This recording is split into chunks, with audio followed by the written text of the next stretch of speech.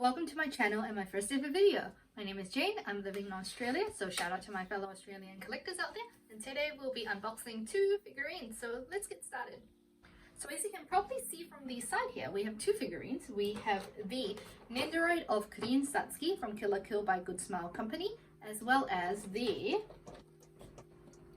1/8 scale Pokemon figure of Hikari with Pochama or Dawn with Piplup figurine by Kotobukiya.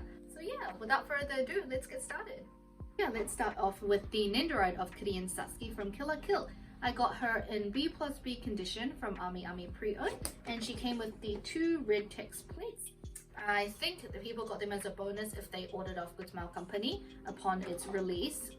And then I paid 8,410 yen for her. The shipping was 2,046 yen, so in total it came to 11,502 yen. So yeah, let's start off with looking at the box. Ignore the fact that the front window is crushed in, it came like that. That's alright, the inside's all intact. So in the front you can see it has the character and her name and a picture of the Nendoroid. As well on these sides we have the different positions we can pop the Nendoroid into, as well as on the back with more of these lovely positions.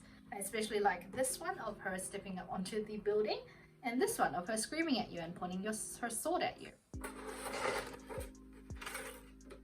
So here we are having her out of the package. As you can see, we have her main body and her head here on the side. Then we have her forearm attachments, her two weapons which are falling out of the packaging, the stairs leading up to this roof of the building, and then we have the additional plastic piece down here which is for the red plates to attach on.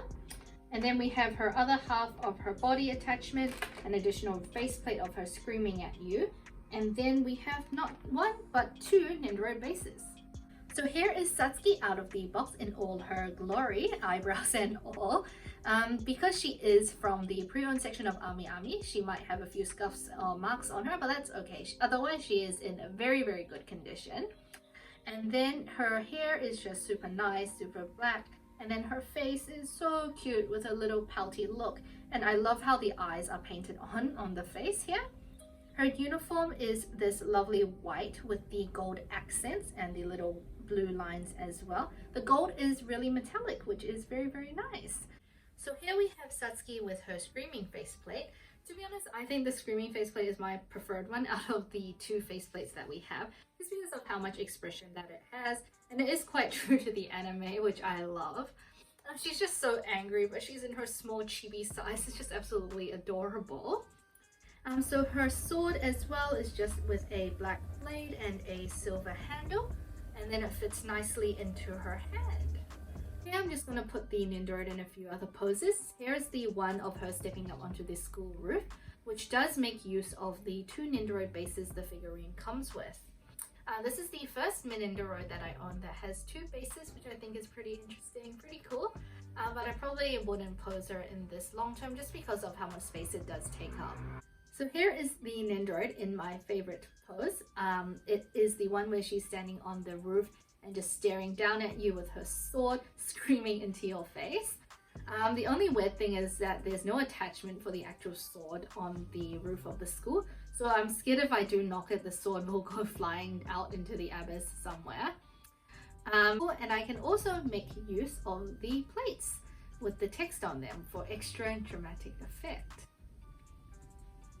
So now moving on to the second figurine of this unboxing video, we have the Kotobukiya Pokemon Hikari with Pochama 1/8 scale figurine. I ordered this one off Solaris Japan brand new, and it costed 18,030 yen or around 214 Australian dollars. But once I added shipping and everything, it was 20,674 yen or $245. So here we have Dawn in the box. So each side of her is just again the window, and then in general, and then we have the picture of the figurine on the back. And then lastly on one of the sides we have the illustration of the character and Piplup. The time has finally come to unbox.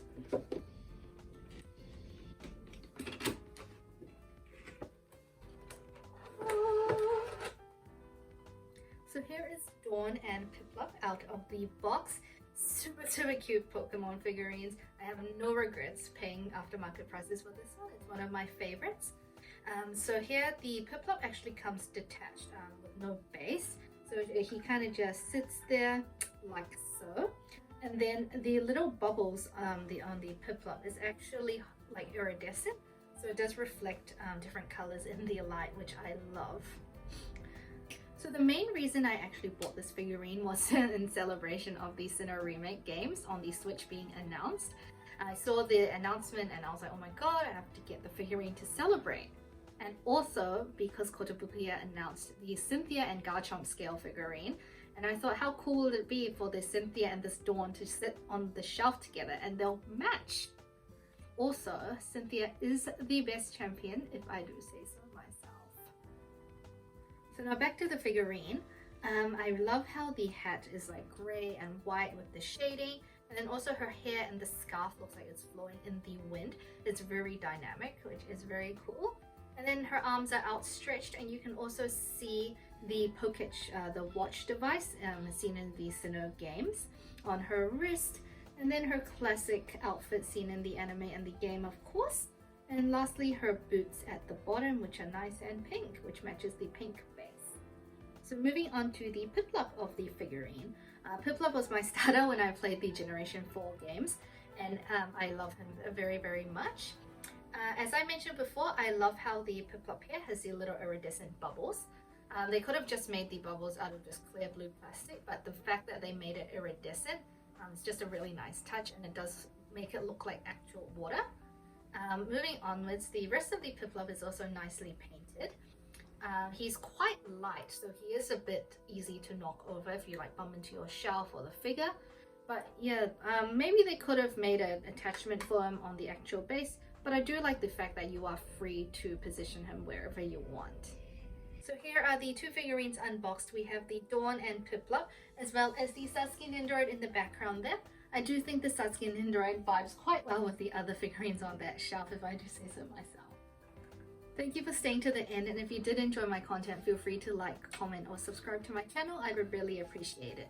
I am quite excited to put more videos out in the future of like figurine unboxings or maybe cosplay. And there I have quite a few pre-orders coming in the mail, so I am very excited about those. Yeah, thanks again for watching, and I'll see you next time. Bye bye!